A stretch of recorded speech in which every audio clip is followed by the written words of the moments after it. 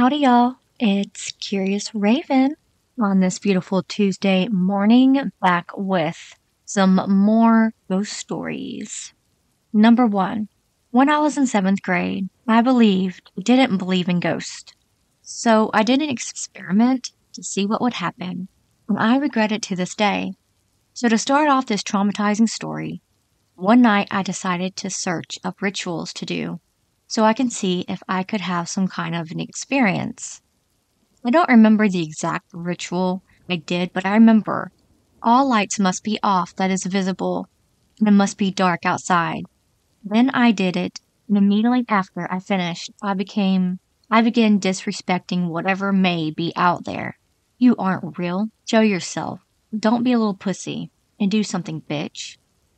And almost right after I went silent, the temperature dropped and I got the chills so fast. I immediately ran and turned the lights on and ran upstairs because it scared the hell out of me. About 4 hours later, by this time, I forgot what I did. And I went downstairs to get ready for bed because I had school the next morning. I was kind of skipping down the stairs casually and I jumped across the tiny hallway. To my right, in my peripheral vision, I see a dirty white dress, bluish pale bare feet, and arms all covered, and long black hair covering her face. Hovering. I tell you, she was hovering, at least 3 inches off the ground. It also kind of looked like she was hunching her back. Anyway, so I realized what I just saw and bolted to my bed and jumped under my blanket so fast and covered my face. I slept with the light on, and I was so terrified to even look. The temperature dropped super cold again, and I had to lay there all alone in the basement by myself. The story doesn't end there. My dream, it was almost as if I woke up and I looked at the doorway in the other room and she was looking back at me. For some reason, I wasn't scared of her, and I approached her. She was friendly, and I asked her if she was hungry. She shook her head yes. Magically, I pulled out nachos, but she shook her head no. Then again, I pulled out raw meat, and she started devouring it. Then I woke up. It was time to get ready for school, and like everyone else, when I first woke up, I forgot what I dreamt about. As I was putting my socks on, half awake, I heard a whoosh, and I looked up very fast, like what the fuck? And then felt the gust of wind hit me, like something just passed the hallway very fast. Then it hit me. I thought about what happened the night before, and boom. Just like that, my heart sank. It got cold immediately. My heart was pounding, and so I started speeding, getting ready so I can get the hell out of there. And then again, whoosh. I saw something go by very quickly. I sat there silently, in shock and scared as hell, and stared at the hallway just waiting for something to happen again. And after just a few seconds, a little red ball, I'm not even joking, straight out of a horror movie, I was in disbelief until I heard it thud hit the wall. I didn't know what to do. Then I heard my neighbor honking. They took me to school every morning. I hurried and flipped my jacket inside out and put the hood over my face to avoid seeing anything, and I ran up the stairs and out the door. When I got home, my dad stayed home sick from work. I asked why, and he said, I don't know, I just woke up and started getting ready. And when I went to the bathroom, I started throwing up dramatically. I must have blacked out because I woke up laying in puke. I heard someone walking around, but when I got up, nobody was home. Then I told him what happened. He was in shock. We proceeded to bless the house with scriptures from the Bible, and I felt a lot safer, but still felt like something was watching me. I never had another encounter with her for the next 4 years, until one day with my girlfriend, who I never told this about, mostly because nobody believes me. We were getting fast food late one night, and randomly she said, there's a creepy looking girl standing by that tree behind us. And I didn't even have to look to know. I asked her to give me a description, and she gave me the exact description of her. It was definitely her, and that is my scary experience. We've seen her twice since that, but it's always out of town, not by where it first happened. And who knows, I may see her again eventually. Weird, but as I write this, my phone is lagging and delaying as I type, which is kind of creepy.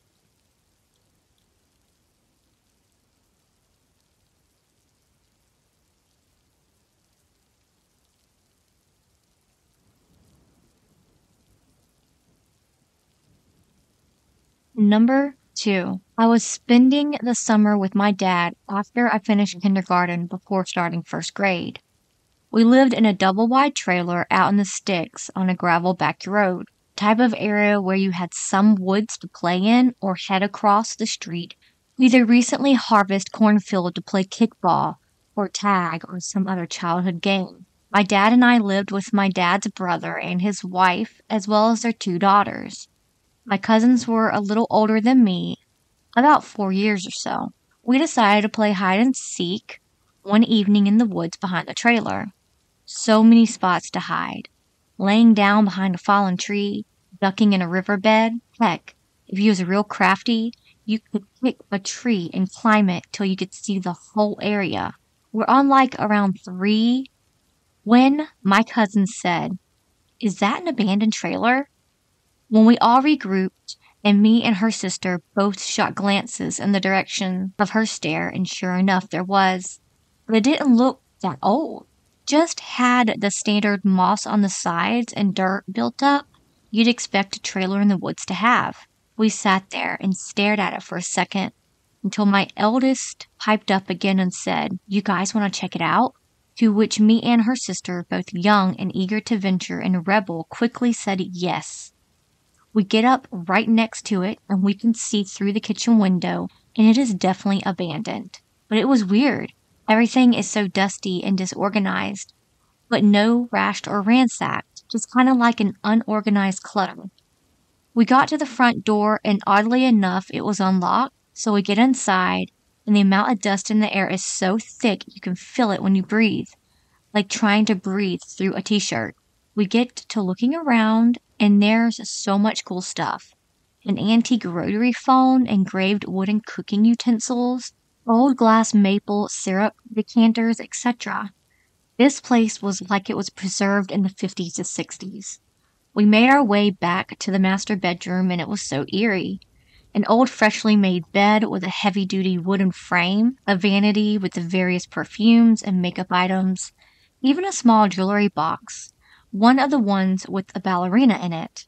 We start looking in the closet and see this old wedding dress preserved in a clear plastic wrap, but it was weird because it looked like it had less dust on it than any of the other things.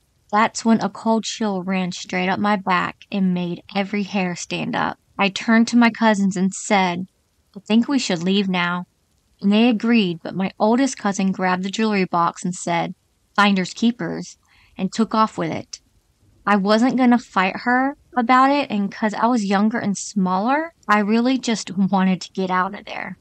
As we're walking out, we noticed one of the old candlesticks with a light bulb in it was on the table lit up like someone turned a switch on.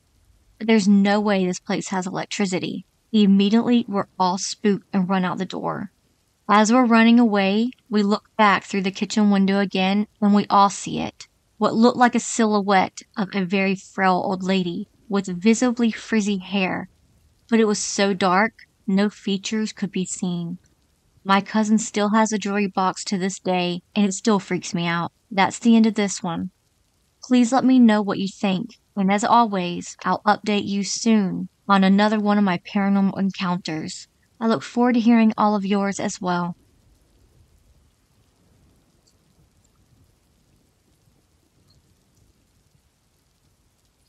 Number 3, me and my friends decided to go for a walk in the woods at night. Me and my friend John had some shrooms, so we took them.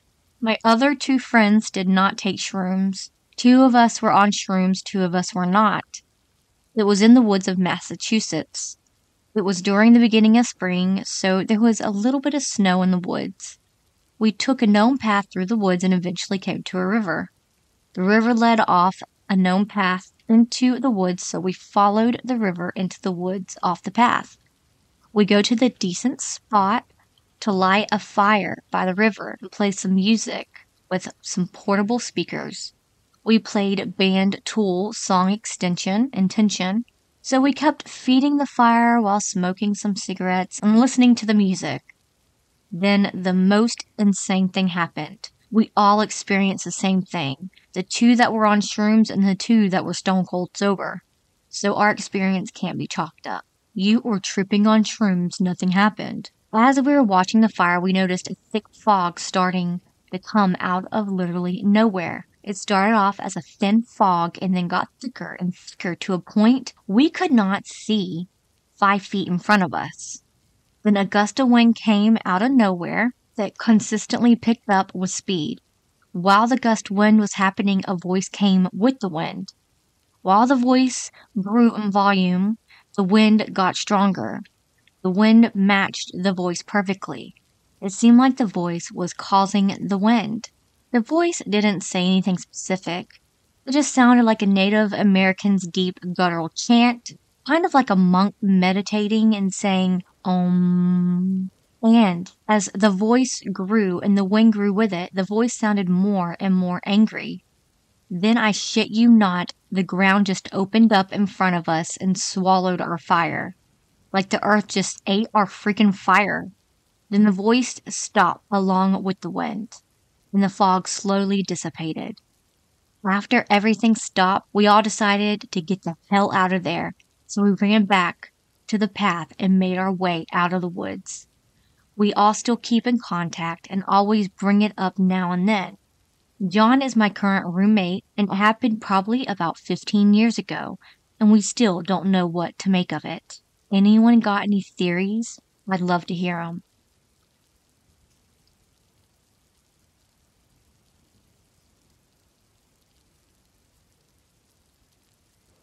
Number 4. I want to start off by saying I am a 20-year-old female. I have always struggled with a bit of anxiety and depression, but it's to be expected because of some unfortunate life circumstances. Though it is not debilitating, and I'm still able to live a happy life without it affecting too much. My physical health isn't perfect either, but I wouldn't say I'm unhealthy. I don't smoke weed and I rarely drink. I don't do any other drugs, and I've never been diagnosed with any serious mental illness besides the depression and anxiety. I also have a sleep disorder that causes hypnoponic hallucinations that occur during the transition from sleep to wakefulness. I have also gotten sleep paralysis, though I don't get it much anymore. My hallucinations mostly consist of shadow figures, hands gripping onto walls, or coming from underneath the doors, distorted faces, pulsing objects, and floating objects. I have also experienced some auditory hallucinations like breathing next to my ear and an indescribable whispering. I've had this sleep disorder for about 10 years now, so I have gotten pretty used to it, but lately it's gotten worse. Now, I'm not necessarily religious, but I am agnostic, and I have always believed in demons and ghosts due to experiences I had in one of my old houses. This house was where the hallucinations. Lately, I've been hallucinating 6 or 7 times a night during different periods of the night. Normally, I just be able to ignore them and fall back to sleep, but these ones feel malicious, even taunting. Like something is purposely trying to scare me.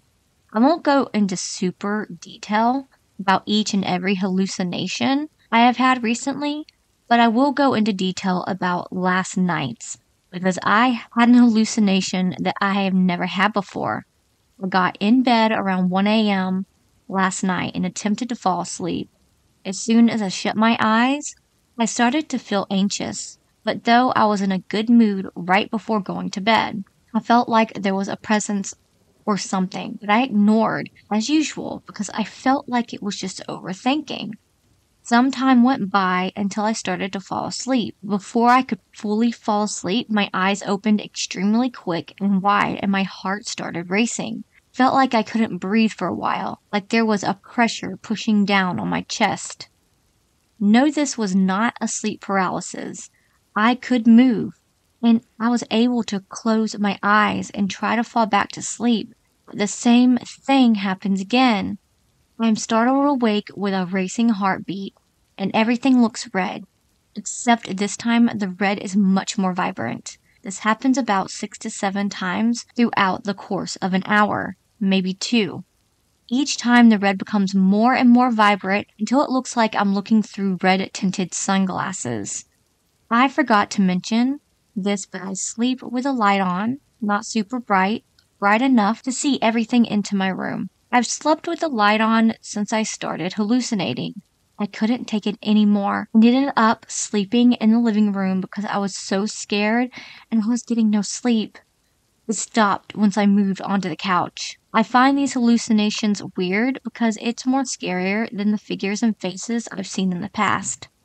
Even though it was just a red tint, it felt extremely malicious. Now, to this morning, I woke up feeling like I drank a whole bottle of vodka to myself, having to rush to the bathroom because I thought I was going to throw up. I am not pregnant. I didn't throw up, but I did end up sitting in there on the toilet for a while. I'm feeling a little bit better now, but also have this intense pressure on my head and neck. It's not a headache, but it feels like something is squeezing my skull. I wish I could explain the situation in more detail, but this has already turned into a full-blown essay, so I guess I'll settle. Anyways, does anyone know if this is demonic? I would normally just write it off as a weird hallucination, but the nausea and a head pressure is weirding me out. If you have any comments or questions, that would be great. Also, if anyone wants a part 2, I'd be happy to explain more experiences I've had, including ones with my sister and dad in the house where I started getting these hallucinations. So that is it for today. Know that I love y'all so much, and thank you so much for listening to these stories. I'll see y'all this Thursday. But until then, remember it's scary out there. Please like and subscribe.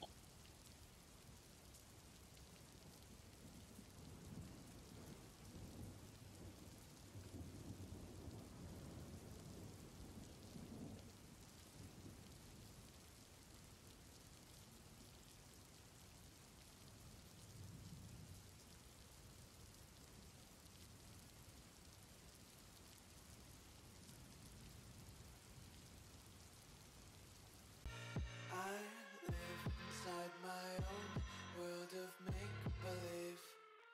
Kids screaming in the cradles, profanities. I see the world through ice covered in ink and bleach. Cross